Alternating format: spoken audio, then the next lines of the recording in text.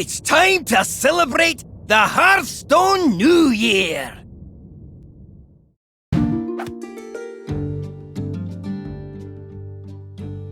Greetings, I'm Ben Lee, Game Director for Hearthstone. I'm an avid player and have been since launch, and have played thousands of games over the last 6 years.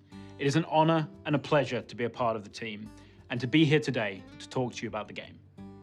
Every day, millions of you have been playing Hearthstone, so on behalf of the team and Blizzard Entertainment, we want to thank you. We are incredibly grateful to you for your continued support and loyalty. Today, we're going to be talking about what's next for Hearthstone and our exciting plans for the future. But before we do, let's take a quick look back. The Year of the Dragon saw more content than ever before. We've had 3 great expansions, a huge amount of awesome PvE content. This is the big one, folks. We're taking the fight to evil. Multiple large-scale live events, and last but not least, the introduction of a brand new way to play in Battlegrounds. With the climactic ending of the year-long battle between the League of Explorers and the League of Evil just behind us, it is time for something new to rise. The Year of the Phoenix.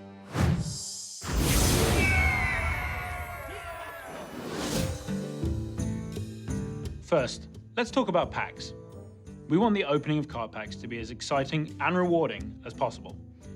And when you have more cards, you'll have more options to have fun. So coming with the first expansion of the year, duplicate protection will now apply across all rarities. What this means is that you will no longer receive more than 2 copies of any common, rare, or epic card from a pack until you have owned 2 copies of every card of that rarity from that set. We're really happy with this change, and we hope you will be too. We've also heard a lot of feedback that if you haven't played Hearthstone in a while, getting back into the game can be difficult. So we're making significant improvements to our returning player experience, including the ability to earn a competitive deck for the class of your choice. I like your style. With Battlegrounds, we introduced a brand new way to play Hearthstone. This is something we are committed to doing more of in the years to come. We believe that Hearthstone can be a home for different ways to play card games, and are exploring multiple endeavors on this front. Some of these will be epic in scale, like Battlegrounds, and take significant development time, while others will be more humble efforts, such as formats like Brawl Blocks or Wild. If there's a particular format or idea that interests you, let us know. We'd love to hear about it. There's a huge amount of content coming in the Year of the Phoenix. During each standard expansion phase, there'll be at least one major event like the Fire Festival, free PvE content, and significant updates to Battlegrounds. Let's take a look at some of the key content and systems that you can expect to see in the Year of the Phoenix. During Phase 1, we're updating our ranked systems for Standard and Wild. We hope the changes will make ranked play feel more fun and rewarding. In Phase 2, we plan to introduce a new fun way to play that uses your collection and will be similar in scope and scale to Arena.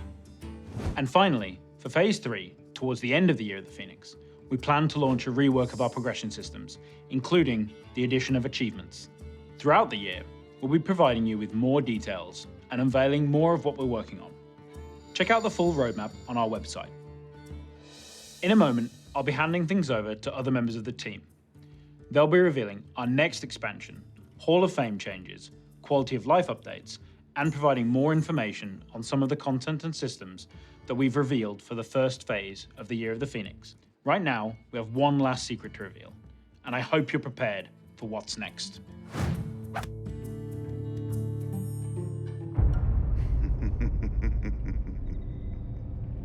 There's a darkness in the garden of the heroes that you know, casting shadows even blacker than the night. There's a prisoner walking free who still envisions what could be, though long ago he sacrificed his sight. There's a villain who's been hated, and a savior who's been shunned, who's tasted of a love that cannot be. They're all one and the same, and the worlds all fear my name. The hero that you never thought you'd see.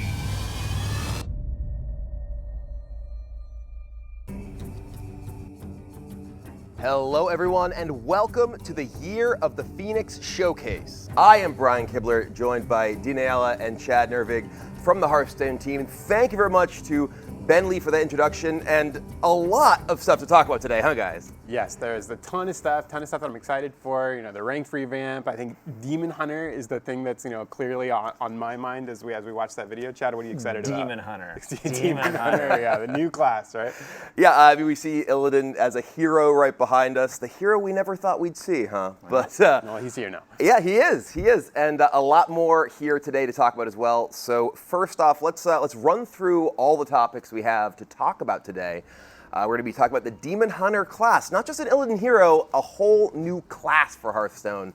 Hall of Fame updates, major priest changes coming, new ranked system, a reveal of the new expansion, and then going to get a chance to play some Demon Hunter as well. Exciting. Yeah. So let's just jump into it. I know everyone probably at home is like, okay, oh my God, Illidan, Demon Hunter.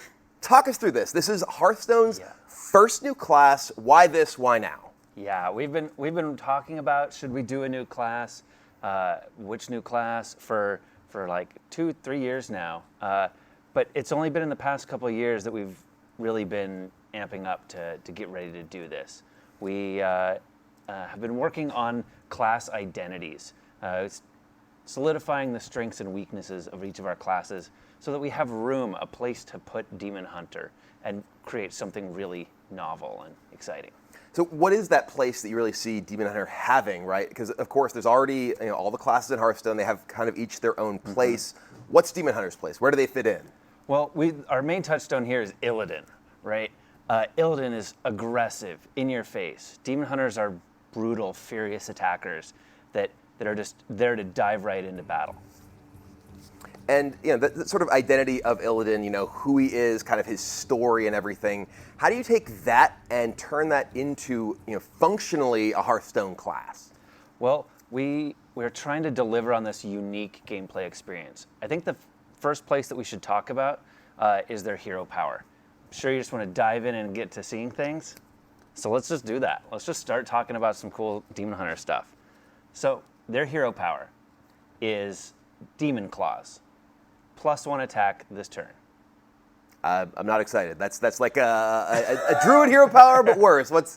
Why is this what you're telling me? This is the big cool new thing. It's only 1 mana. Okay.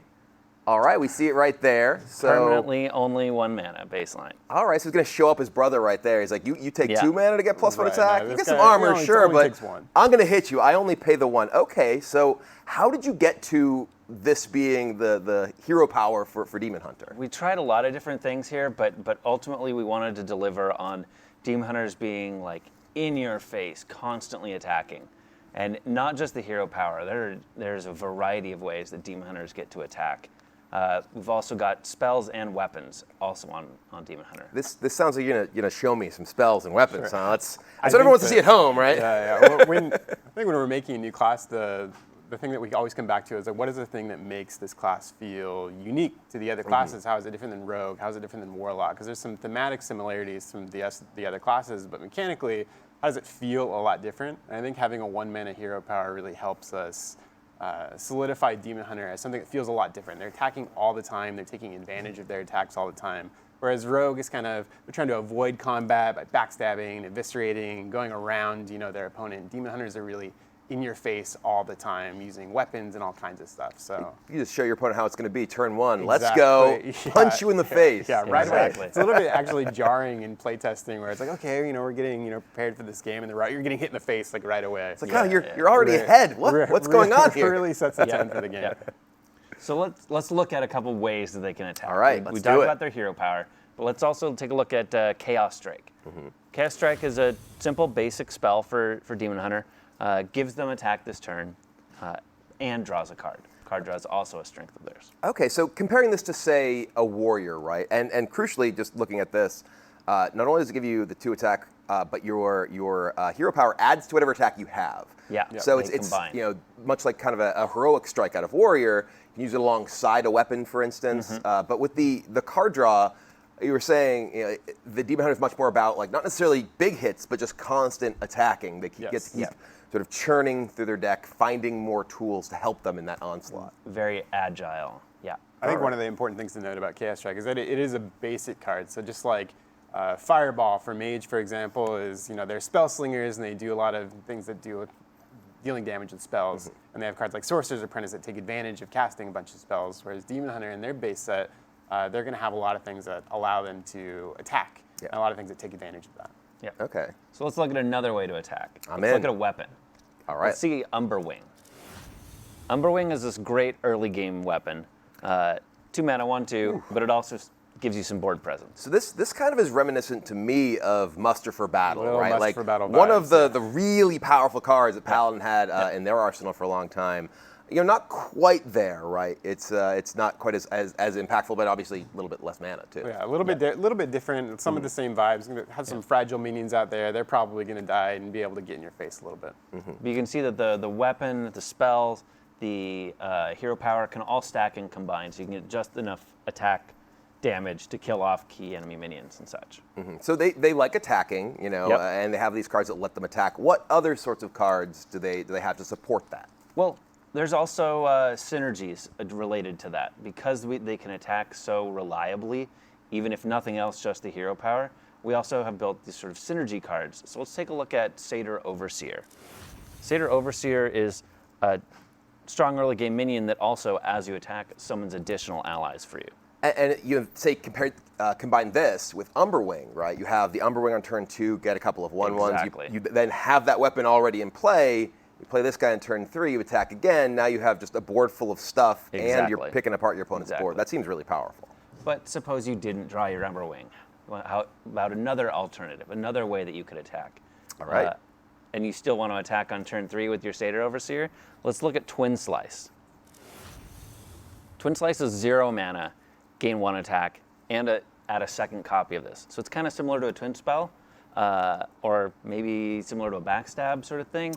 But just very versatile, flexible. That card, I think, is this sort of thing where you look at it and it's like, okay, yeah, this doesn't do that much, but then you think about it, it's like, oh, it costs 0. This is kind of like a backstab that if you just use it twice, it's 2 damage to something. You obviously have to attack it too, but can add up. And with all these attack triggers, seems like it has the potential to be a really core card to their kit. Yeah, you're going to be seeing Twin Slice in a lot of decks in the next year. I think it was a card that we talked about setting the power level of and wanting it to be in a place where it was quite powerful, because it really does set the tone for what we want Demon Hunter to be about, which is like I'm talking about, kind of being an aggressive attacker. There's also like a bunch of different ways to use it. You look at a card like Twin Slice, and then you look at something like Gadget and Auctioneer. Right. That's just kind of 2 cards, right? And being able to utilize a lot of different weapons that we're going to talk about a little bit later. So there's lots of different ways to utilize Twin Slice. You're going to be seeing a bunch of it. Anything that costs 0 has got to be, okay, this is 2. Got to think about it, right? It's 2 cards that cost 0 in 1 card. Yep. So another reason that you might want to attack. Let's take a look at Furious Felfin. So this is an adorable Murloc, first of all. He's recently become a Demon Hunter. But if you've attacked this turn, he's also a very powerful rush minion for only 2 mana. Yeah, 4/2 rush for 2 is very strong. It's pretty good, yeah. And again, if you don't have any of these other synergy cards to help you attack, at least your hero power is always available for only 1 mana. Do you think that card is stronger or cuter? Yes. No, that's an appropriate answer, I guess, sure. All right, fair enough. To support all this, what I want to see is, of course, more cards. What else they got, cards, Chad? more Okay, well, it's going to be a theme of this whole broadcast. That's a theme There's of lots I think cards. everyone watching along at home is like, okay, next card. Come on, show me Yeah, more. yeah, Show me exactly. more. I'm on your side, Twitch chat. All right. So next up, let's talk about how. So you're using all these weapons and attacks to take down early game minions to help control the board. You're using your face and you're taking some damage there. Your health is a resource, effectively. But what can you do to replenish that? Demon Hunters are pretty furious. Let's take a look at Aldraki Warblades. So we're not going to have Demon Hunters doing a ton of huge bursts of large amounts of healing, but this sort of lifesteal small chip healing is very much up their alley. And I think it's important to note this works really well with Twin Slice or with their hero power, because unlike, say, Rogue, talking about the differences between the 2 classes, Rogue kind of re-equips a new weapon with their hero power, and very often you're just like, okay, I've been attacking stuff with my weapon as a rogue. I got to stop because I'm going to die. But being able to stack all these additional weapon buffs, including your hero power on top of a lifesteal weapon, can really sustain you as you're attacking into minions. You can like turn Chaos Strike into 2 additional healing. Yeah. So Right. With cards like Chaos Strike and cards like Twin Slice and your hero power, you can kind of quickly get up a card like I'll jockey Warblades into something that's healing you for 7, 8, 9. It might take a lot of resources, but if you really are looking for that, if you're really getting low on life, you have that option. let's take a look at one more lifesteal card. Let's see Soul Cleave. Another cleave type spell, deal some damage and lifesteal it back. Okay, so another kind of weakness we see in Rogue, if we're sort of comparing, okay, how did this attacking class compare to this attacking class, Rogue doesn't really have much AoE, right? It seems like that's something that will be in the kit for Demon Hunter. You'll see there is a fair bit of AoE for Demon Hunter. Okay. Yep. And then what, other than attacking, right? We talked about, okay, they're good at using their hero power, getting in there, punching things, killing them, getting their opponent's face. What else do they do? So this is a new class that is going to be here for years to come. We have to lay a foundation for, they can't just be one note, just hyper aggressive. There's got to be more to them. They've got to have some diversity here. So we've built a variety of different play styles for them. So let's take a look at another one. Illidan is the most iconic demon hunter, and he leads an army of demon hunters, the Illidari, and they are eager to fight for him.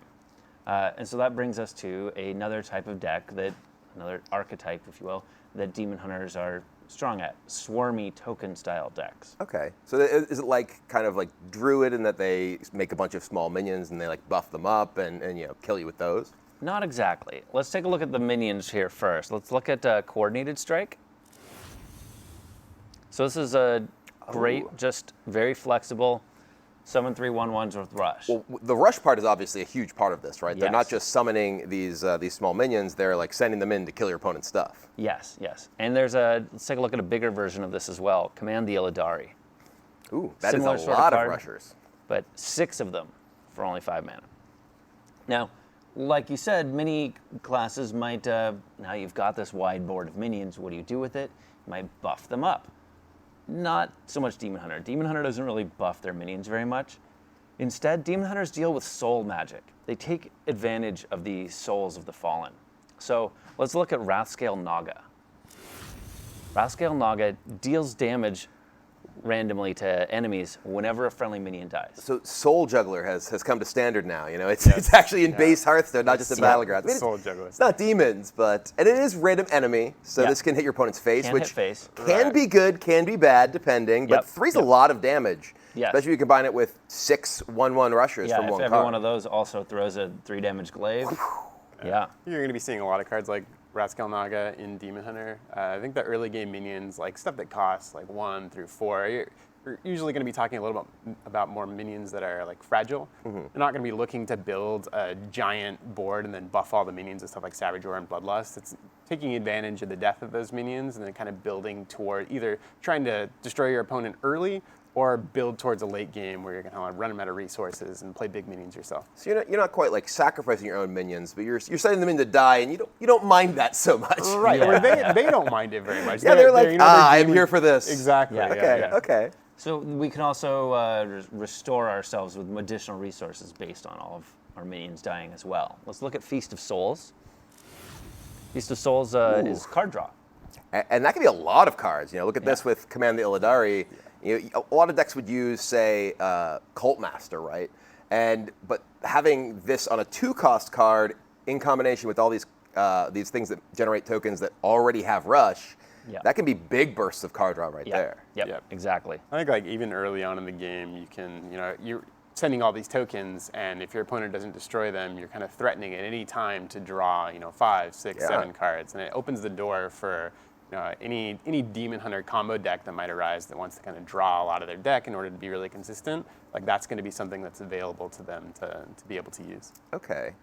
And then sort of outside of this, like punching your face, sacrificing, not sacrificing, sending my minions in to die, taking advantage of their deaths. We got to draw the line there. There's a distinction, yeah. There's a different world for them. What else do they do? How else do they win the game? Well, let's talk about, look at their name, Demon Hunter. What do they do with demons? I'm going to guess they hunt them. They hunt demons. Good That was, guess, just Hunt them down, eradicate 200 them. IQ right there, let me tell Yeah, you. yeah. It's a good guess. Their relationship status with demons is complicated. Okay. Their actual goal, Illidan's main goal, is to stop the Burning Legion, this army of demons that are invading the worlds.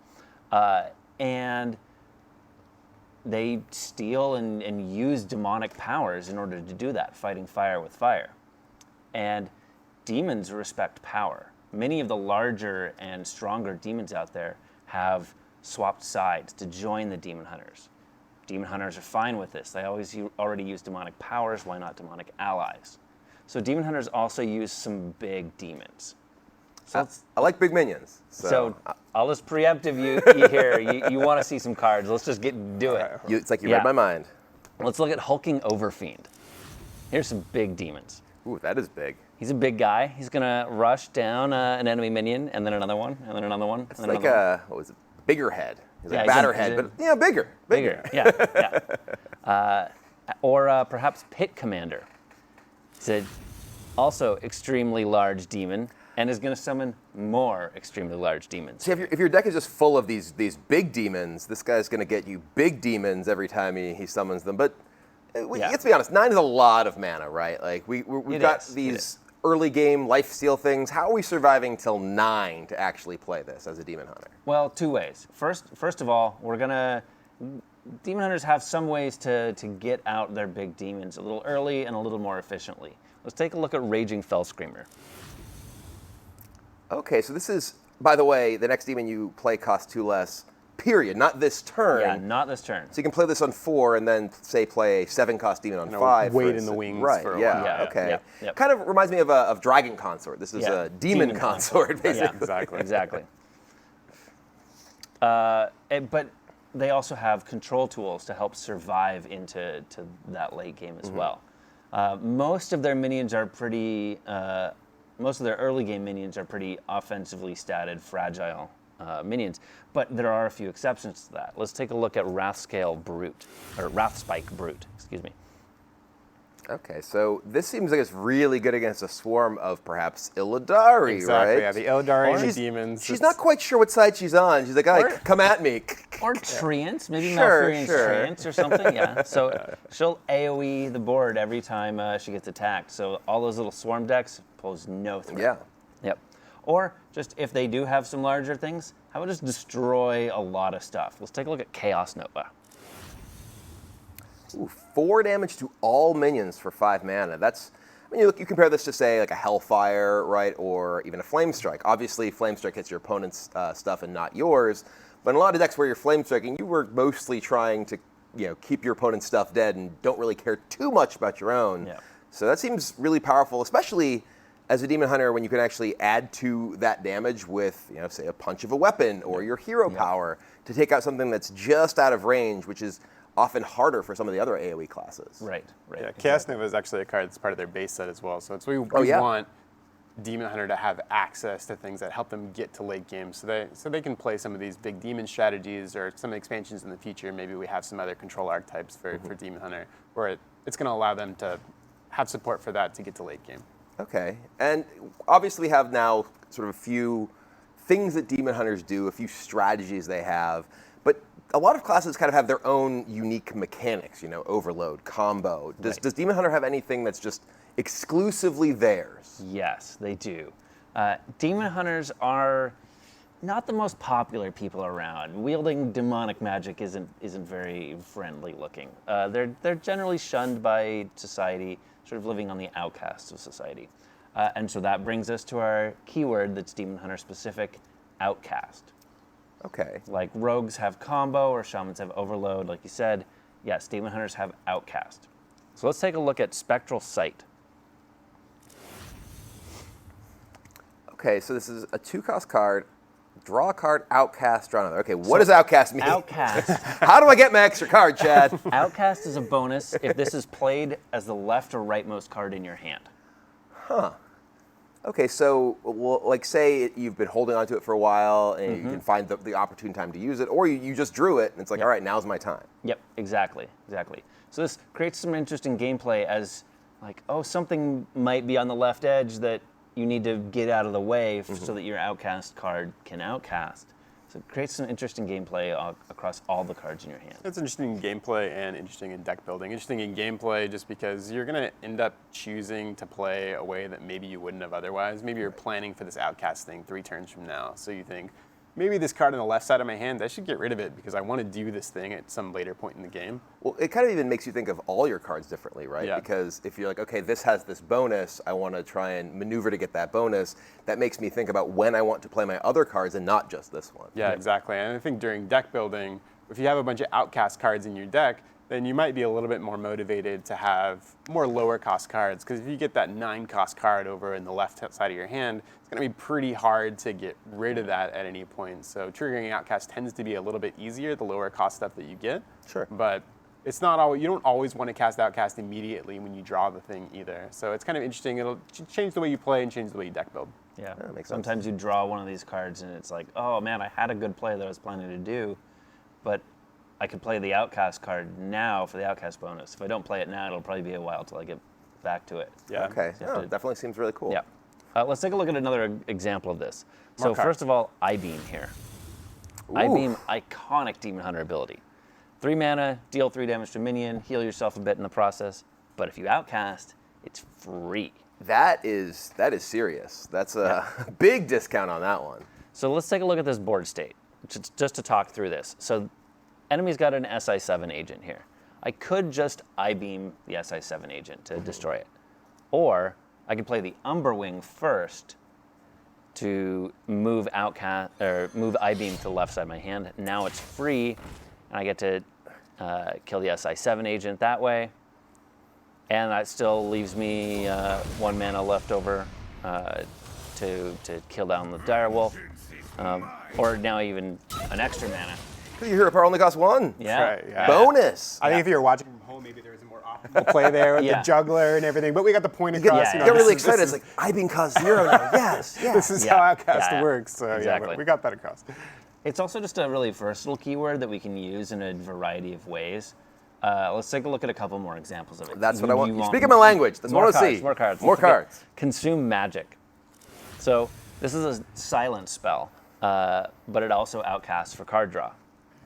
Okay, so this is pretty interesting because silence is the sort of thing that's very situational, right? Like, you don't necessarily just want to play this when it's on the far right of your hand. Right. But if you don't have a great opportune time to use it, you could just essentially cycle through it just for that one. Right. Yeah. So that's really interesting. Demon Hunters might have a bunch of outcast cards, and like you said, a lot of the outcast bonuses are actually pretty situational, and it's situational by design. So it's not always you get the card and it's immediately always the right thing to do to play it right away. Because say the silence card is sitting on the left side of your hand, and you have some more outcast cards. There's nothing to silence. You have to make the decision whether or not maybe it's the right time for me to cycle this, or maybe I should wait so my other outcasts get over there. That's pretty interesting gameplay. Sure. Yep.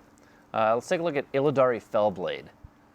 So this is an awesome Demon Hunter. Okay, this is really interesting. It's got Rush and Outcast immune this turn. So you draw it. So but you it's got- draw it, or you are holding onto it for a while. It'll rush down something big and hopefully survive that turn as well. Okay. I can definitely see how that can be really impactful. Yep.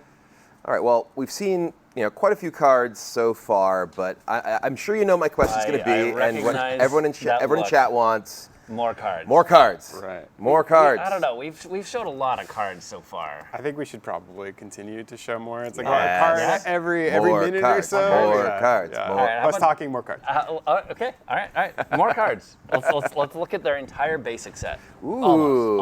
Almost. Their entire basic set. So, Card reveal season will happen, and we'll reveal a couple more that are hidden in here. all right, we're not going to touch on everything on the screen here. Yep. You guys can check it out either here or eventually on the website. Yep. But this, of course, shows Demon Hunter. They're all new class. They will have a basic set Yep, just that like will every other set their class. foundation for what the class does. Yep. And of course, have some pretty sweet cards in here as we were talking about. But let's move on to the Demon Hunter Initiate set. So there's 2 pages of this. Okay, so look at these.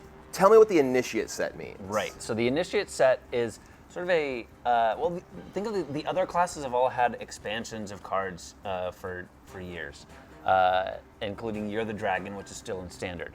So the Demon Hunter Initiate set is sort of a catch-up that acts as a You're the Dragon rotation purposes mini set. It's 20 cards just for Demon Hunter that also comes with it. Okay, so that's 30 total Demon Hunter 30 cards we've totals. seen here. And I'm sure in addition to wanting to see all of them, people want to know how do I get them, right? Right. So we've built a prologue that teaches you or shows you Illidan's story, lets you play through and experience Illidan's story. And best of all, it's free. The class is free. All of these cards are free that you've seen here.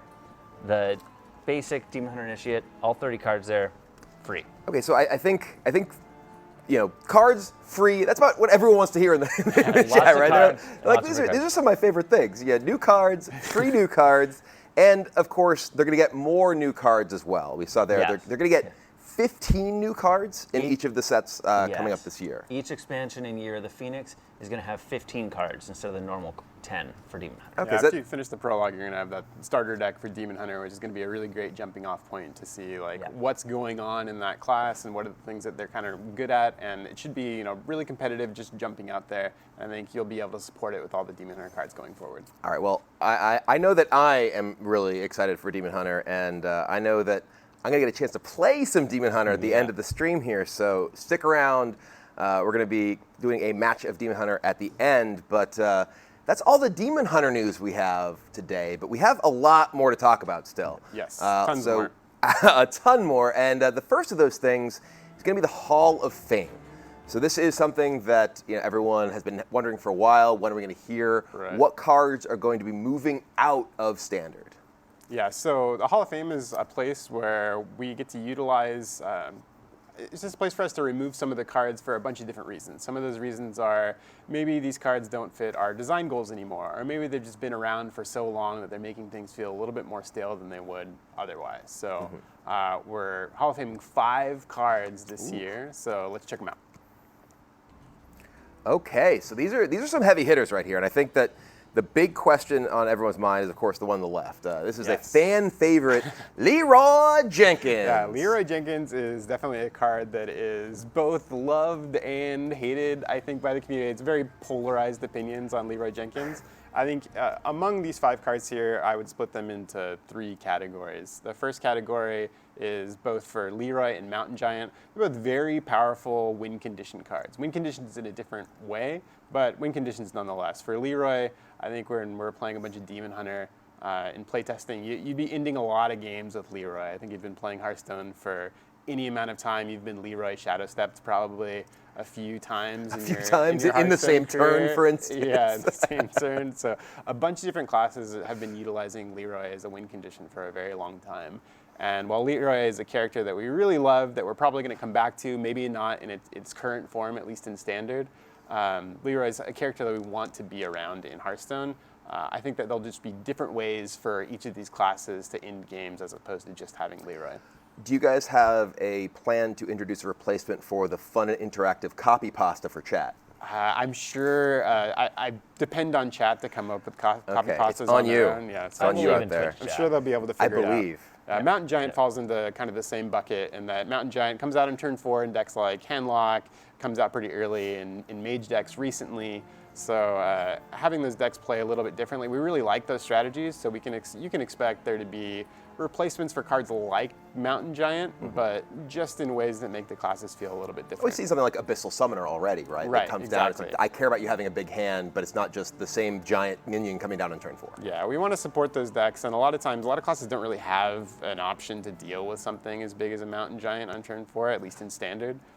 So having different ways to do that every expansion, I think, is better than having the kind of the same cards contributing to the same archetypes year after year after year. Well, speaking of the same cards, kind of, well, not the same archetypes, but doing the same thing year after year, there's a lot of people who I think have been very sick of mind control tech for a very long time. It already got removed from Arena a while ago. Yeah. What's the decision to remove it from Standard here? I think mind control tech is an example of a card that just doesn't really match up with our design philosophy anymore. It's like really high impact early game randomness. I think in Standard, you can get yourself in situations where you just want to play a bunch of minions. And I mean, that's your strategy. You're an aggressive archetype. You're swarming the board. And mind control tech just comes down on turn 3 or turn 4, takes your biggest minion. It doesn't really feel like there's anything that you could have done against that kind of thing.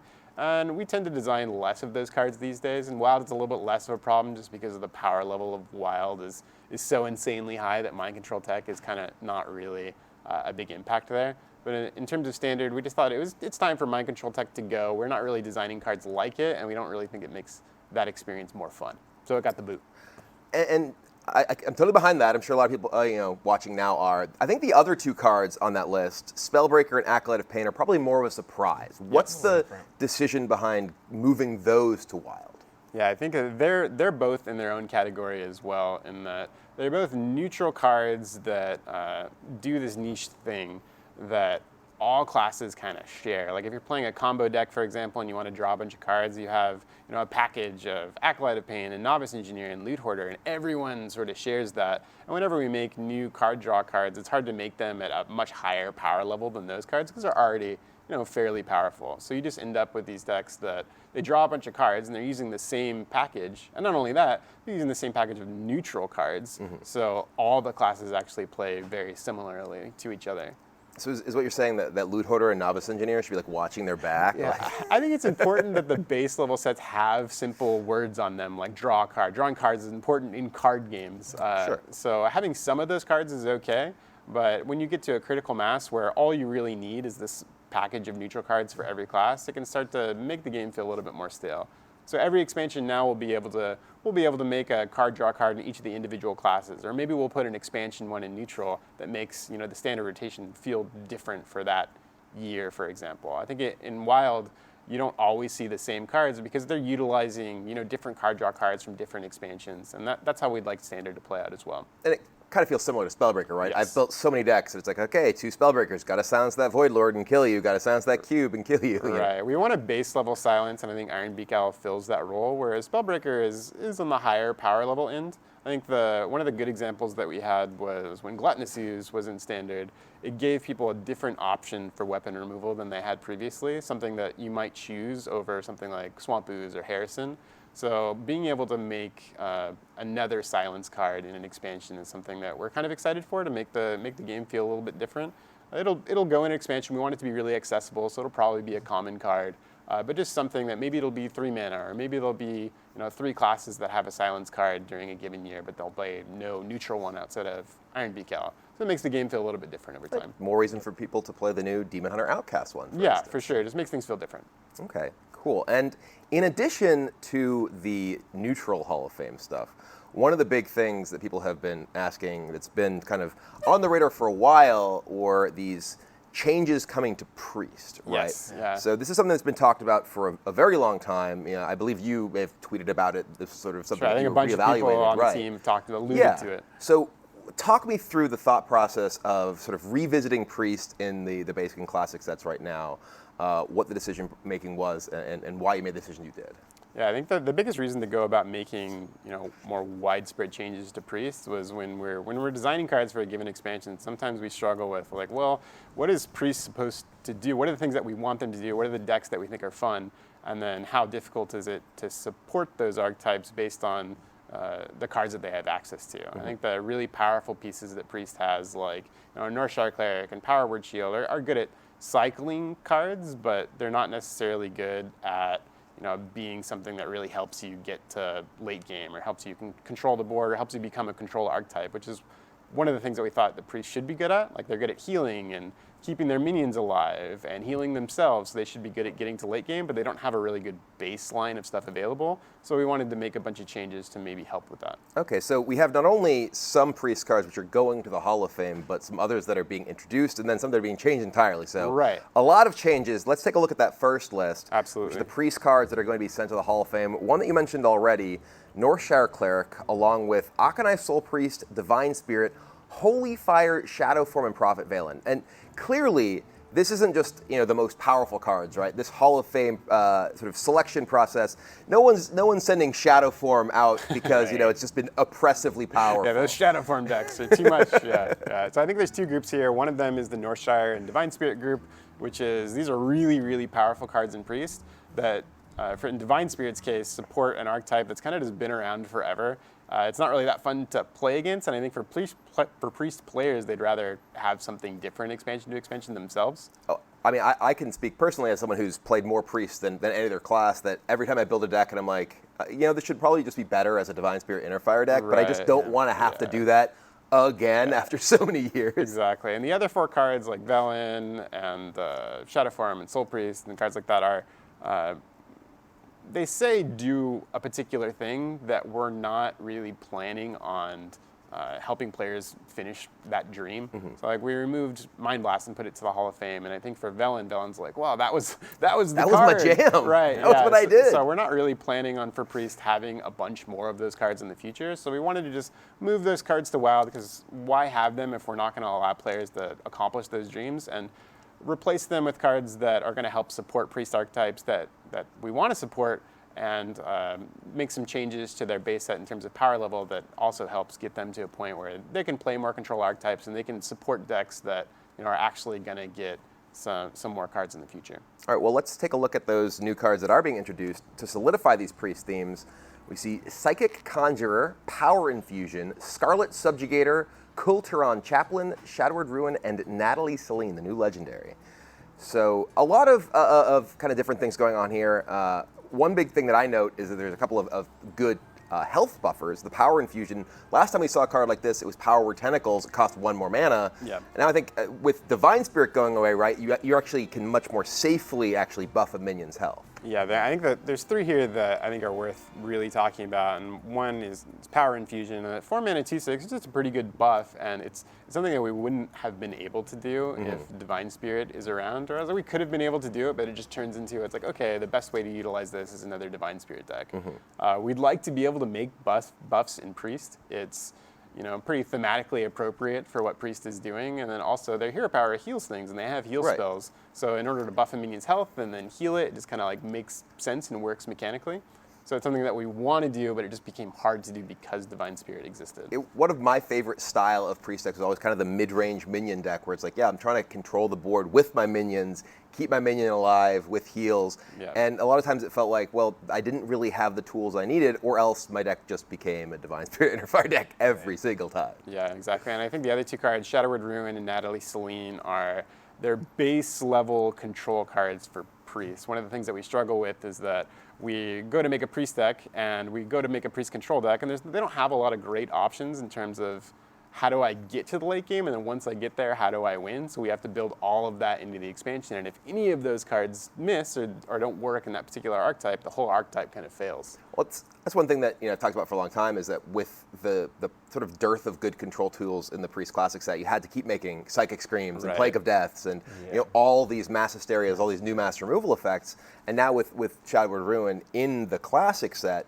it's a way for Priest to just guaranteed have that big clear. Yeah, there'll be a base level clear, and then sometimes in expansions we'll make something that's maybe more powerful than Shadowward Ruin, and for that, standard cycle, they'll have a lot of removal and a lot of control tools. But at least at a base level, they're always going to have something there, and Celine is a really good single target removal as well. And I think that's also, Natalie Celine, I think, is an excellent sort of classic set legendary. Yeah. There's so many players who must have gotten a Prophet Velen and be like, oh cool, this is going to buff my healing, and then they play it, it's like, this isn't really very good. Right. It only really has fueled historically the combo archetypes, and I think that Natalie Celine's more of just an all-purpose, this is just great. You put it into almost any deck and it's going to perform very well. Yeah, and it's going to have a bunch of health and you're going to be able to heal it, and it's generically powerful, but generically powerful in the way that I think supports archetypes rather than generically powerful in the sense that it's the way that you're going to be winning games forever. So I think it's just a good baseline card for Priest to have. And these, of course, are not the only things that are sort of coming in to replace the power level of what was sent to the Hall of Fame in Priest. There's a number of other card changes that we can take a look at right now. And these are almost universally buffs, right? You look at Shadow Madness, Shadow or Death, Temple Enforcer, Thoughtsteal, Holy Nova, all reduced in cost by 1. And some of these were cards that already saw a significant amount of play. And then Holy Smite, you take a look down there, it deals 3 damage now. Holy Nova only deals damage to minions, not players. Same thing with Holy Smite. So taking away that burst angle you were talking about earlier from Priest. I think the one kind of nerf here I would say would be Powered Shield down the left. I would definitely consider Powered Shield to be a nerf. Like the power level of Powered Shield was definitely due to the cycle, the card draw. That's really the reason that you want it, and a little bit less so the buff. And we think that in terms of like getting to late stages of the game and generating resources, like the priests will be doing it in more of a thought steal kind of way, where they're generating things, they're discovering things, and less like they're cycling through their entire deck for some combo that they're trying to do. And Power Chills wasn't exactly like, it was a powerful card, but it wasn't like an exciting card. It's like you put this in your deck because you could. Yeah. And you felt silly not to because it was, well, this has a positive effect, costs me 1 mana, draws a card. Yeah, we Put talked it in every deck. Yeah, we talked a lot about like priests having 28 slots, Yeah. No, Powered Shield is still like situational now. Some decks merit it. There's going to be times where there's going to be the combo deck, or there's going to be the Chef Nomi, where you're trying to draw through everything. You're going to have Auctioneer. Priest will still have a bunch of low-cost stuff. And Holy Nova and Smite, I think, are like the trio of cards, along with Shadowward Ruin and maybe also with Selene, that these are base-level cards that are actually going to be really likely to get you to later stages of the game, where you'll have a base-level set of stuff, so we can focus the expansion on having those win conditions. And I think a lot of times when we talk about Priest, people ask like, well, how does Priest win the game? And I think the answer to that is we're going to try to make the expansion content have those different things. So you're ending the game a little bit different each individual expansion, but you have that base level set of stuff, so we don't have to build it in every single year. Well, as a longtime Priest player, I'm very happy that I won't have to Divine Spirit Inner Fire every time I want to build a deck. Yeah. So thank you guys for talking about that. But we have a lot more to talk about, of course. Sure. Yeah, let's get into more stuff. We got the ranked system revamp. That was another thing that Ben talked about in his video. Can you talk to me about what the changes are and why they're being made? Sure. I think the first big visual thing is you're used to, what is the old system? It's ranked 25 to 1. And once you get past 1, you get into Legend. And Legend is staying basically the same, but the rest of the system is totally changing. So you're going to go from Bronze 10 to Diamond 1. There's going to be 5 leagues now. See that As you on the can screen see here, there's Bronze, Silver, Gold, Platinum, and Diamond. One of the biggest changes is before you would reset 4 ranks from where you previously were. So if you're rank 1, you would reset to rank 5, and then you would fight your way up through the system after that. In our new system, everyone at the beginning of the season is resetting to Bronze 10, and they're going to try to fight their way back up to where they were before. Okay, that'll take a while though, right? Yeah, I think there's a caveat here in that based on how you did in the previous season, we're going to give you a star bonus that allows you to get through the system a lot faster. So you're going to be acquiring rewards along the way. So at each break point, like at Bronze 5 and Silver 10 and Silver 5 and Gold 10, there's going to be that area where you can't D-rank anymore. I think players were really happy with that when we did that to our current system, so we're keeping that in the new system as well. And there's twice as many of those. Yeah, and there's twice as many. So, and every single rank is going to have 3 stars as well. So one of the examples that we like to give is if you were Legend the previous season, based on where you were in Legend, you might get 10 or 11 as a star bonus. Okay. So when you win that first game, you might win 11 stars. So you're going to rifle all the way through the system very quickly. So it's not just bonus stars like we said before. You just start with more stars. It's actually you get multiplicative number of stars with each win. Right, you get a ton more. I think one of the base level things to get across is it should be really better for everybody. If you're a Legend player and all you really care about is being super competitive with other players and you want to be the top person in the world, you're actually going to get through the system faster. Even though you get reset all the way back to the beginning, you're still going to get through faster than you were previously. And if you're someone that just plays a little bit every month and wants to see some form of progression and be gaining a bunch of stars and getting rewards along the way, then you're going to be able to do that as well. So speaking of the rewards, there's a lot more of them, right? Right. Yeah. We also wanted to significantly improve the rewards for the ranked system, and we're attacking that from 3 different angles. First of all, the end of season rewards, the chest at the end of each month that you're familiar with, that was like dust and golden commons and rares. We're switching that over to card packs, epics, rares. We want to help diversify your collection because we think having more cards, more standard cards, is gonna help you play more decks and have more fun with Hearthstone. Another thing we're doing is the first time that you pass each of these ranked floors, especially this is targeted at other newer players, the first time you pass each ranked floor, we're giving you immediate rewards. So the first time you hit gold 10, you'll get 4 random classic rare cards. Or the first time you hit legend, you'll get a free legendary. That's legendary. Yes. And finally, the card back. We currently give you the card back at the end of each month. We're going to do that immediately when you hit 5 wins. And start flexing on people right away. Yeah.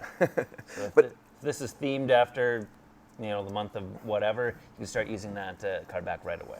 Is there not a concern if everyone's being reset down to bronze 10 each month, that you're going to have like really experienced players playing against newer players, like kind of bullying them on their way up? Yeah, this is actually another huge change, is that we're changing how we're matching players. Before, if you were, say, ranked 22, you matched against someone else who also happened to be ranked 22. It didn't matter, if that player just hadn't played for a while and reset back to rank 22, and it was a really unfair fight. We considered it a fair match, like kind of on the back end. Whereas in the new system, we're only matching players who we think are an equal skill level apart from each other. So if you're new to the game, you're graduating from the new player experience, you're going to be matching against someone who we think is really fair for you. So if you're someone that is bronze 10 and you reset back at the beginning of the season from legend, for example, you're going to be facing somebody that is also equivalent skill level to you. And that might sound like, well, I'm probably only going to win about half of my games there. Well, the star bonus should help alleviate that. So you'll still be going through the system, even though you're matching against equal skilled opponents. But when you do win consistently, the win streak bonus is still there and is multiplicative. So you could get 22 stars for a win. Yeah. So basically the goal is that you just have better games, better match-made games for everyone all the way up the climb. Right, and you're still having progression through the system, but you also just have more fair matchmaking. So I think for a lot of our players that were sitting at rank 20 to 25, they'd be kind of hitting a wall against a lot of different players who hadn't played for a while or only play a little bit every month, and kind of having a lot of those unfair matches, whereas that shouldn't happen anymore in the new system. Well, speaking of players who haven't played in a while, one of the other things that Ben Lee talked about in the video was the returning player experience and the returning player decks. Can you just touch on that a little bit as well? Yeah, so we've rebuilt our returning player experience. It's now a series of 3 missions where you play as young Illidan, back when he was a mage, before he became a demon hunter, sparring with some of his friends. And it sort of catches you up, teaches you about what's been going on in Hearthstone, and reminds you how to play the game. Just a quick catch-up. But when you complete it, we'll give you a deck of a class of your choice, just giving you all the cards. You can mix and match, swap out the cards if you want. They are fully yours to own. And new players are also going to get that same deck choice when they graduate out of the new player rank. So obviously, with Demon Hunter coming in, first new class in Hearthstone, free deck, great time to come back and play. Yes. In addition to this, there's also another big change that Ben Lee talked about, which is the duplicate card protection in packs that now applies across all rarities. Can you talk about this just a little bit? Sure. Yeah, I think that this is going to be something that really changes the pack opening experience for the better. I think when a new expansion comes out and you get 20, you get 30 packs, and you're opening all of them, one of the disappointing moments can be it's like, oh, I opened an epic or I opened a rare, and it's the same one. Whereas I think at least in your first 20 or 30 packs, you're really just not going to get any duplicates at all. Every single pack that you open is going to be full of brand new stuff. It's going to decrease the amount of packs that you have to open if you're interested in owning the entire set as well. So I think anytime you open a pack, you shouldn't see duplicates until you get up to 2 copies of that card. Right. So this makes it a lot faster to build the decks that you want and get into playing the things that you want. It just makes pack opening more fun too. You get a pack, you get a pack from that tavern brawl, or you get 100 gold from a couple quests, and you want to buy that pack.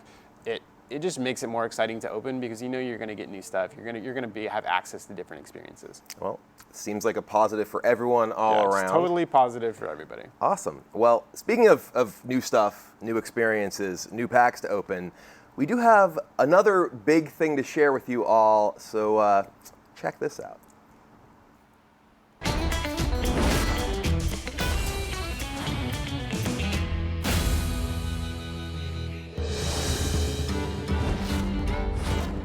We took a big risk with this unclaimed storage locker, but I got a good feeling about this one. Previous owner was I.L. Ladan. I don't know who that could be. Okay, let's crack it open. Weird lock. Levi, bring the key. So what are you hoping to find in here? Loot! Or at least something we can use for the Hearthstone expansion. fits! Smiley face emoji! Okay, crew, let's see what the cat dragged in.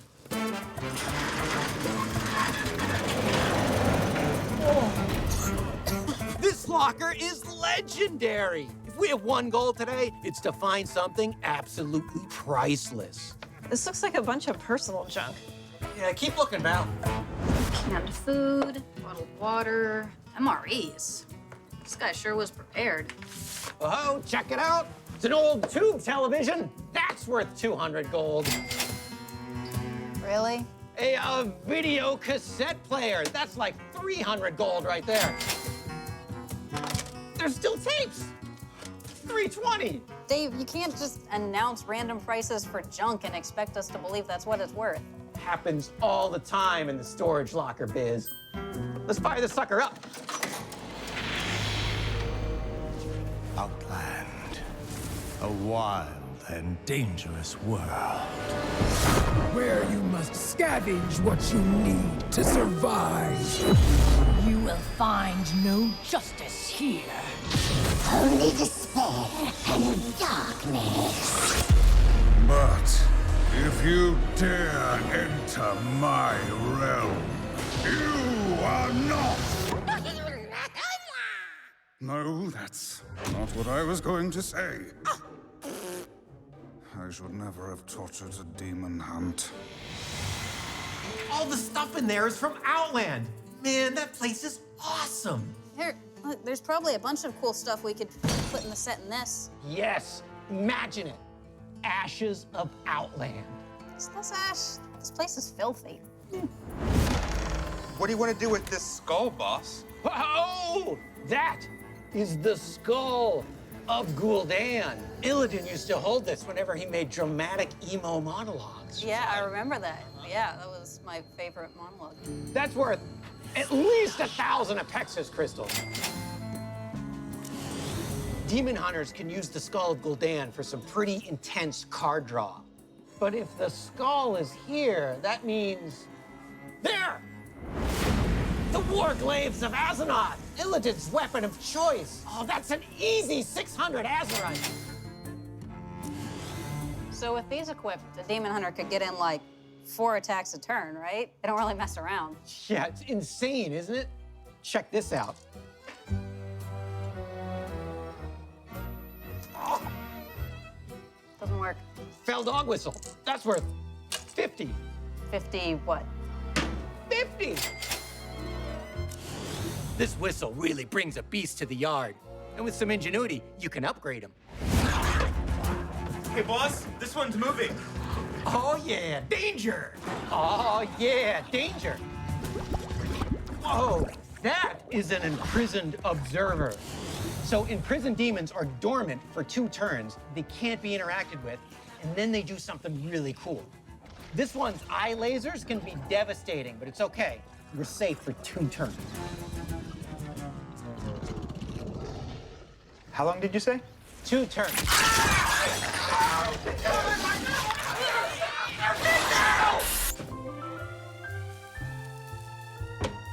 Hey, kitty carrier. That's worth a couple bucks. Hey, I found a spiky, jagged chainsaw.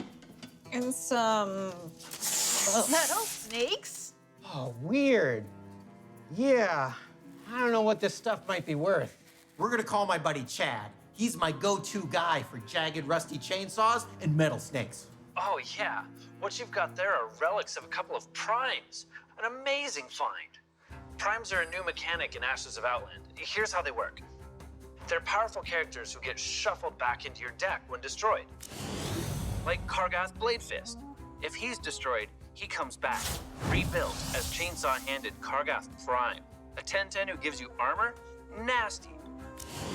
And those snakes belong to Lady Vaj.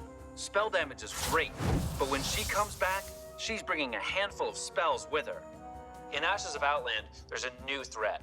A rusted legion that's remaking minions into mechanical monstrosities. Yeah, that's great. But, I mean, look at this stuff here. I mean, this is worth at least, like, what, 60,000 Dark Moon Fair tickets? Best I could do is 250. What does this guy know? He doesn't know anything. I thought you said he was your chainsaw and snake guy. Yeah, but you know, the thing with a rusted chainsaw hand is you gotta find the right collector. Fair. Oh, nice dagger. It's 100 shards. Oh, poisonous. That's like 400 shards. Poisonous daggers are good times. Just, you know, avoid the pointy end.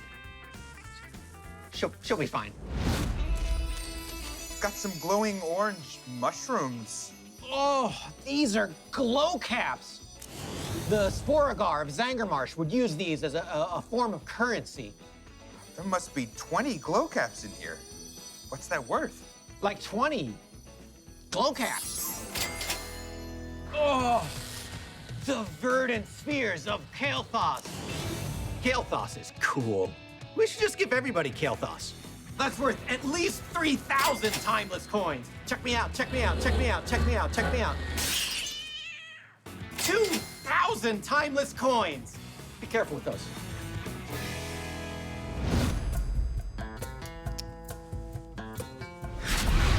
Oh. Whoa. Okay, all right, hold still. I think what you're experiencing is called a metamorphosis. Is that good? It depends. Do you like to wear hats? So in this form, as a demon hunter, your hero power does 5 damage. Starting to really like demon hunters. I know. Hey, it's the key to another locker. Oh, wow. Somewhere behind one of these doors, in this maze of storage lockers, is the ultimate artifact. We're gonna find it. We're gonna scour this place. If it takes days, if it takes weeks, we Hey, Dave, is this it? Oh, that's it. Cool.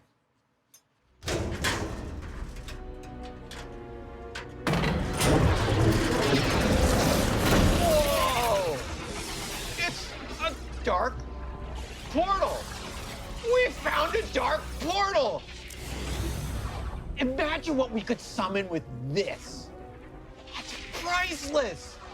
Priceless. I think we should go inside. Okay, I'm calling Chad. We're to find out what this sucker's worth.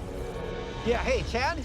Yeah, so, we found a dark portal. Dark portals are bad. Uh-huh. Very bad. Yeah, You didn't open the dark portal, did you? maybe. Do not go into the dark. I think we should check it out.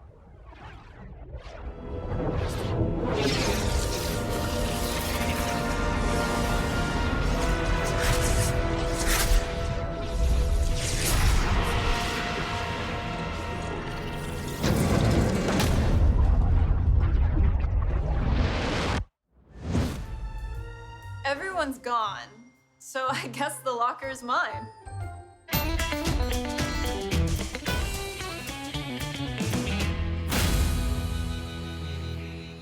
Well, there you have it. Ashes of Outland is the next Hearthstone expansion. And I gotta say, Dave Kosak is an absolute national treasure. Yeah, that absolutely. that was really something. Yeah. I think Hadija was also a big part. That was a great video. So fun. All right, well, talk to me about Ashes of Outland. What's the deal with Outland? Why are we going there? Outland. It's this awesome place. I know you played the Burning Crusade expansion for World of Warcraft a little bit. A little bit. I was the first level 70 on Ner'zhul. Shout out to Ner'zhul.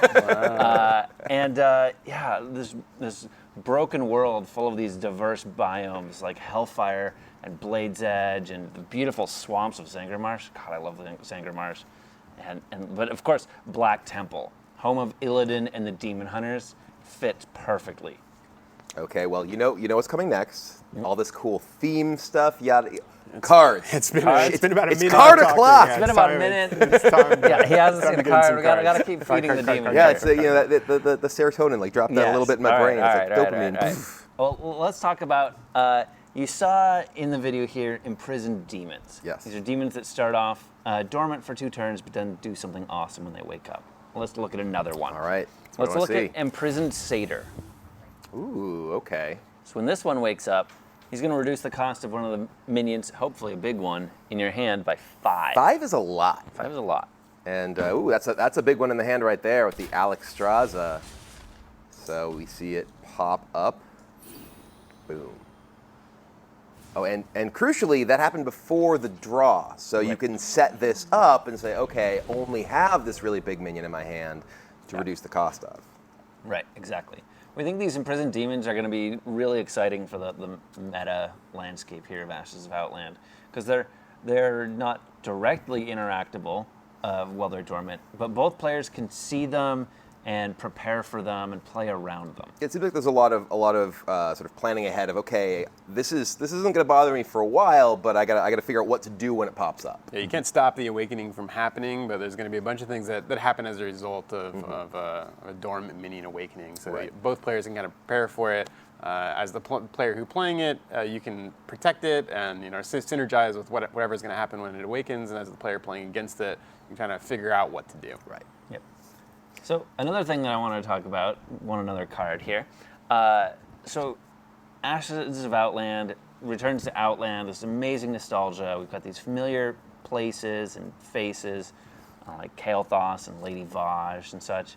But there is, not everything's the same. There is a new threat, a rusted legion that has conquered Outland and is remaking it in their image and upgrading people with these augments, especially demons. So the biggest example of this is primes. The Rusted Legion takes fallen heroes, friend or foe, and will return them to the battlefield, upgraded with things like armor plating and buzz saws and laser eyes. So as the resident chainsaw hand expert, are you the leader of the Rusted Legion? Is that... Not me, but someone out there is. Okay. Yeah. So let's take a look at another prime. You saw the Kargath and Lady Vaj in there. Let's look at Archspor Mashiffin. Archspor Mashiffin. Yeah, Archspor Mashiffin. He's the leader of the Sporagar. He's an early game taunt minion, pretty solid stats there. But when he dies, oh my, Mashiffin Prime. He gets big. He gets big, and he brings a big friend. Is that on top of his head there? Is that a one Mashiffin star restaurant? Yes. Yes, Okay. it is. That's canon now. Great. Yeah. Yep. So you probably want just more cards. Let's just take a look at some more cards here. You read my mind. Yeah. Let's go. Let's go. Let's take a look at a couple more legendaries. Here's a legendary weapon for warrior. The Bulwark of Azzinoth. I remember the Bulwark of Azzinoth. Yeah. This was like the what every tank wanted. Right. And this is a pretty tanky weapon. Yeah, I can see. In this case, it's a shield, but those spikes can definitely do some damage. Yeah, whenever a hero would take damage, it loses 1 durability. So like they pyroblast you in the face. 1 durability. All right, but also if a demon hunter just comes up and with their claws, also 1 durability. Okay. There's a lot of really cool things about this card. The first is like the flavor aspect of it. Obviously with Outland and the Rusted Legion, there's kind of a new story there. But outside of the lore and the story, if you're a World of Warcraft player and you kind of go back in time and you think about like what was happening during the Burning Legion, there's a lot of items that you remember as well. Yeah. And Bulwark of Azzinoth is certainly like one of those. So I think if you're looking for nostalgia as a player, you're going to be able to look back and see a whole bunch of things that you recognize. And then gameplay-wise, there's a lot of decks that actually do pretty big chunks of damage, and I think like Galakrond Warrior is a pretty good example of a deck that's pretty popular right now. Every time they invoke, they have a weapon out and they're doing chunks of like 6-7 damage to you at a time. And Bulwark is going to be like a huge detriment to how do you play around that? And for something like Demon Hunter, they're going to be able to get around it a little bit easier. Yep. Sure. Yep. Let's look at another familiar face you may remember from Burning Crusade, Terran Gorefiend. Terran Gorefiend is a neutral legendary here that destroys all friendly minions. Okay. First half, not so good. Not as good. Death Rattle resummons them with a buff. Okay. So I can see a couple of ways to use this. One is you just have minions that are already almost dead, and you're like, I'm just going to bring this back. 2, you use it with like a Death Rattle minion. I know Mechanical Up itself is going to be rotating with Boomsday Project, but something like that, you suddenly trigger your Death Rattle, and then you get another one when this guy dies. Exactly. Okay. And he's a Death Rattle minion himself, yeah. so you can trigger him multiple times and resummon a whole board. etc. Yep. And then lastly, another familiar face. I want to bring up Kael'thas again. We saw this in the video, but Kael'thas is, there's something else you should know about him. What I want to know is how he got his third orb back after Dave dropped it. This picture was taken before. Oh, okay, the orb. okay. Got it. Orb glue. So Kael'thas is going to be arriving to the tavern a little early.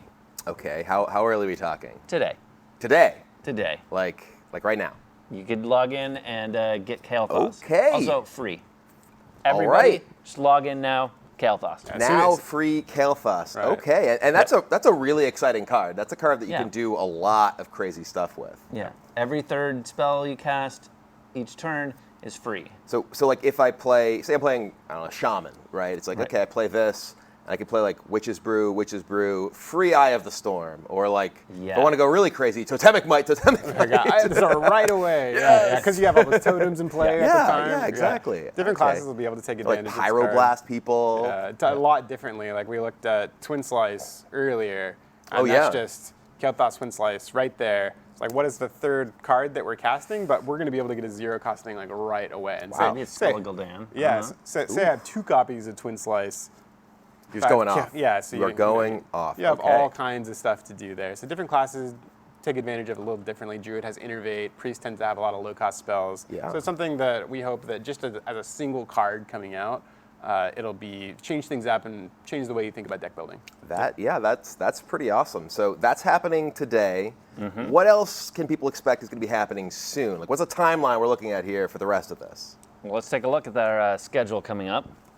Okay, so the pre-purchase for Ashes of Outline goes live today, along with Kael'thas. Priest Update Hall of Fame coming next week on March 26th. The Ranked Play Overhaul on the season start April 1st, Demon Hunter Prologue April 2nd, and then Ashes of Outland launches April 7th. So this is all happening very fast. Very fast. The whole reveal season is like a week long. This is a deluge of card stuff here. Yeah, normally you might have to wait a little bit after whatever the reveal stream is to be like, when's the next thing coming out? But we're in a super condensed period right now. So really from today all the way up until the launch of Demon Hunter, when you're going to be able to play, there's going to be jam-packed with all kinds of new stuff, new information, new stuff to get excited about. Well, speaking of playing Demon Hunter, I don't want to have to wait until, I want to do it right now. I think it's probably a good idea, yeah. Let's go. I think that's what we're going to close the show with is, I'm going to take on Shocky with some Demon Hunter, so let's go. All right. Yes. I'm ready for my Warglaves. Let's go. All right. So. All right. I will challenge. Boom. All right, so other than what I've seen so far, anything I should know coming into this battle with Chalky about Demon Hunter here? He's pretty good. It's true, Chalky is pretty good. Yeah, he's decent at the game. But I mean, I'm going to be the Demon Hunter. We'll see what he's going to be in just a sec. Yeah. Of course, I'm not gonna, let anyone down at home. We will use all of Illidan's emotes. You won't have to wait to find out what those are. Good. What do you think? Any guesses on what the emotes are? One of them is definitely "You are not prepared." All right. That's obviously his kind of go-to line ever since the Burning Crusade. All right. All right. So I've seen all these cards. I'm gonna mulligan them. All right. I'm guessing there probably aren't necessarily cards we haven't seen that are just be revealed in this, but those also just don't necessarily seem like great early plays anyway. Right. There might be one or two in here, but we'll see. Twin Slice, Coordinated Strike. Yep. I am ready. So first off, turn 1. As always, threaten. There it is. There you go. There it is. All right. Well, now we'll greet him. Evil draws okay. close. All right. And this is a new card, by the way. Yeah. A 7-cost 4/3 weapon also damages minions next to whoever your attacks. Okay. Well, we'll punch him. Turn 1 hero power punch. Yep. There we go. So this is a pretty interesting card. I mean, it was up on one of those slides that we saw before. Didn't have a chance to go over it. It's kind of like the Death Knight Warrior weapon. Shadow you just get it here. Yep. Obviously doesn't change your hero power like that does, but. Oh. Hello, Pharaoh Cat. Ooh, all right, well, so we drew an Outcast card. It's right there. I want to play the Umberwing, though. We'll get to this eventually, I feel like. Yeah. This is going to get me 2 1/1s right now. And then I'm going to protect my 1/1s with this Twin Slice. Sounds good. Boom. And then... Okay, so it's not quite like Twin Spell. It goes to the right of your hand. Which is relevant for, where your cards go is actually very relevant for Outcast. So that being something to keep in mind is important when you're playing Demon Hunter. Exactly.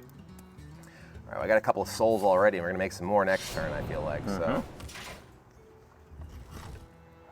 we need to find something to do with all these souls. Chaos Nova. All right, well, I think we're just going to play this. Yeah, sure. And it is sort of interesting because I can so easily hero power. It's like, do I want to just use this to do 1 now? But I think I'm going to hold on to the weapon for now. You can hold on to it. Yeah, we're going to hold on to this and say go here.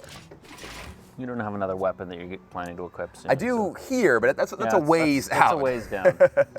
But also, that's 7 mana. That's kind of clogging up your ability to outcast. It is. So. Well, we're setting up. I mean, and this is, even if I don't outcast, this is still just draw a card. Draw a card, right? Yep. I want to outcast it, because outcasting is cool. Right. Bone Wraith. All right. Oh, hello. Outcast, draw a card. Here, I'll show the people who may have missed it earlier. Silence the enemy minion, outcast, draw a card. So this is the far right of my hand. Outcast. Boom. I draw the card. Ooh, what is this? Blade Dance. Deal your hero's damage equal to your attack to 3 random enemy minions. Huh. Well, I don't want to use that it's now. Like an AoE savagery, kind of. Yeah. That's interesting. But you have a lot of ways to buff your attack. Right. And that counts as a weapon, too. So. Yeah. Huh. That card seems very powerful. Certainly can be. Wow. Okay. I think we're probably just gonna play the second sight here because I don't think I want to do this. Yep. We'll play the second sight. We'll just draw 1 card. That's fine. The Skull of Gul'dan, but it's not Outcast. No. Well, it is if you had the mana. Right. I wish I drew this next turn. What was I doing? Yeah. All right. Well, I'm gonna hero power. We could kill it off with everything, but yeah. I think I still just want to punch it for 2, and then these are gonna attack my opponent's base. All right. And now I think we hope we draw some cheap stuff with our next couple draws so we can get that Skull of Gul'dan. Uh-oh. Oh, he's Galakron Rogue. Okay. Well, worst case scenario, we have this Chaos Nova still. We do. We could even just, like, Blade Dance these. Ooh, after hero attacks, gain 1 attack. Yep. We are very close to being able to Skull of Gul'dan. Not quite. Hopefully our next one. We're gonna play this guy, and then I'm gonna hero power, and then I'm gonna second slice, and then I'm gonna blade dance. Boom! Look at that. Okay. I mean, I probably could have done that, but this guy, attack, buff this guy. We might have been able to save that and use that better later, but I'm getting my damage in, getting this guy buffed up, protecting this guy who I can keep growing. Right. Uh-oh. Leave Battle Fiend alone. This is a pretty powerful 1-drop. One cost 2/2 that grows. And in a class that can really easily grow it because you have the 1-cost hero power, all the weapons in cheap ways. This guy seems awesome. And if you notice that Warglaive of Azzinoth lets you attack multiple times in a turn, you can chain together quite a few upgrades to that. So I have a kind of a clunky hand for this turn. Let's draw something that costs 1. Draw something that costs 1. Or just 0. Oh, God. Boom. That's good. Boom. That's good. All right, we are back in the game. Oh, yeah. So we just outcasted our Skull of Gul'dan, makes these all cost 2 less. Oh, my. Metamorphosis. Do we have the costume for me if I play this? That Hadija had last time. That would be great.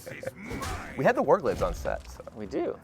Yeah, all right. We'll say go here. All right. Well, now I have this Flame Reaper if he plays multiple things. We've got this Metamorphosis. We're good to go. And then this is the big one, Command the Illidari. 6 1/1s with Rush. Let's make sure we combo that with something though. Okay. Ooh. Praise be to Galakron. Well, so this is a legendary spell, by the way. It is, yes. So you can only have 1 Metamorphosis in your deck. pretty interesting stuff. It's kind of like a delayed pyroblast. A little bit, yeah. Okay. Okay, so how do we want to deal with this? I think what I want to do is hit him in the face. He's only at 18. He's playing rogue, right? And I have this metamorphosis, which is going to do 10 damage. Certainly could. So I could like Chaos Strike. Because I could leave this in play because I have this Chaos Nova, right? Right. I'm going to start with Chaos Strike. Okay. Boom. 2. There's Oh, okay. Well, I got to do this. Well, okay, so we're going to draw 4 cards off that. Yeah. Okay. Cards. Oh, you can wait and draw more if you want, but I don't know if we need more. I don't think I mean, I'm not going to be able to fit that many more cards. It's fair. All right, boom. Serve your master, guys. Vengeance! All right. Vengeance. Uh-oh, roping. Feast of Souls, draw 4. Oh my god, another Feast of Souls. Well, now we'll just, oh god, this punch for 5. Now let's take another look at some of these. We saw this guy before. Outcast, immune this turn with Rush. The Wraith Spike Brute, 2/6 taunt after his attack, do 1. I don't think I'm going to be needing this. I'm the one attacking him this time. And then this one was one of the basic cards. Yeah. 7/4 for 5. This is like... Get him. Nightblade has been working out. Like, this is Nightblade became a demon hunter. It's like, all right, I'm gonna. People have been mocking me for years, and now, Warglave's on. Oh, Galakron. It's only a 2 invoked Galakron, not that big.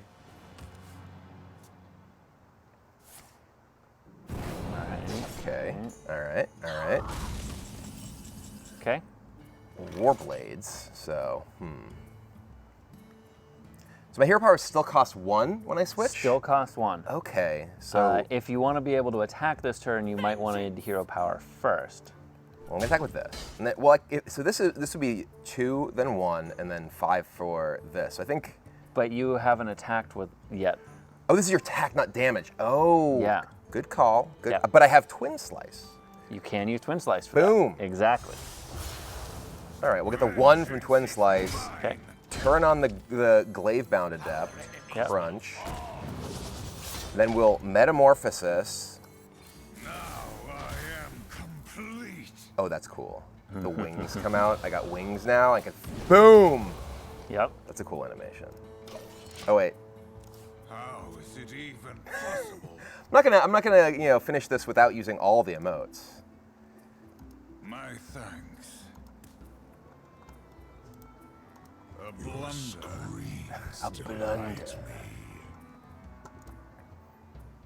You are not prepared. That's true.